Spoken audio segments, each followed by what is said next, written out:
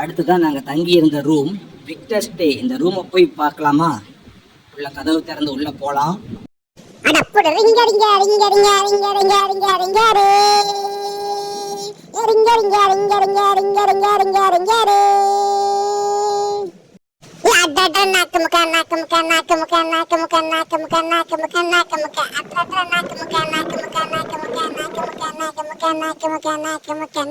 மதுரை குளுங்க குளுங்க நையாண்டி பாட்டு பாடு, பொழுதி பறக்க பறக்க நீ போடாத ஆட்டம் போடு.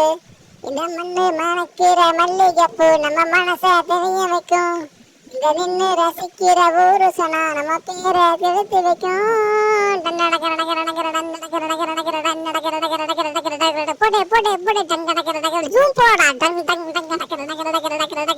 அதே காலையில் இந்த ரூம் ஒரு 5 மணிக்கு நாங்கள் ஓப்பன் பண்ணோம். ஏதோ தங்கியிருந்த ரூம் சும்மா ஹை குவாலிட்டியாக இருந்தது.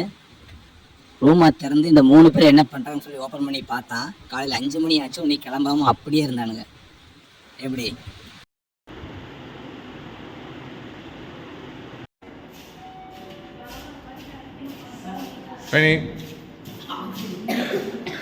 லூடு தூங்குறான்.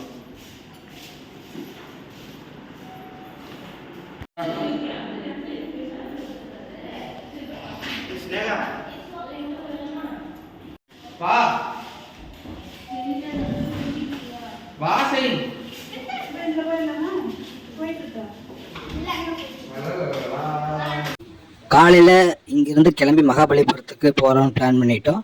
இந்த ரூமை ஸ்பான்சர் பண்ண பாமினி எரா ஸ்கின் கேர் லைட் க்ரீமுக்கு நன்றி. அவங்க இந்த ரூமெல்லாம் கிட்ஸுக்கெல்லாம் ஸ்பான்சர் பண்ணாங்க. எங்களோட அமௌண்ட் கொஞ்சம் கொடுத்தோம். ஏதோ கிட்ஸு கொஞ்சம் ஒரு சில ரூமில் அவங்க ப்ரொவைட் பண்ணாங்க. So thanks madam. Next group tour வர்றவங்க இந்த ட்ரிப்ளிகனில் இருக்கிற இந்த விக்டர் ஸ்டேல ஸ்டே பண்ணுங்க. நல்லா இருக்குது, ஹை குவாலிட்டியாகவும் இருக்குது, நல்லா நீட்டாகவும் இருக்குது, எந்த வித ப்ராப்ளமும் இல்லை, சூப்பராக இருக்குது விக்டர் ஸ்டே. எங்களோட சென்னை ட்ரிப் முடிஞ்சது. காலையில் அப்படியே டீ குடிச்சிட்டு அப்படியே இங்கேருந்து கிளம்ப பிளான் பண்ணிட்டோம். இது இந்த ஹோட்டல். காலையில் எழுந்திரிச்சு டீ குடிச்சிட்டு அப்படியே இங்கேருந்து நாங்கள் மகாபலிபுரம் தான் நெக்ஸ்ட் பிளான்.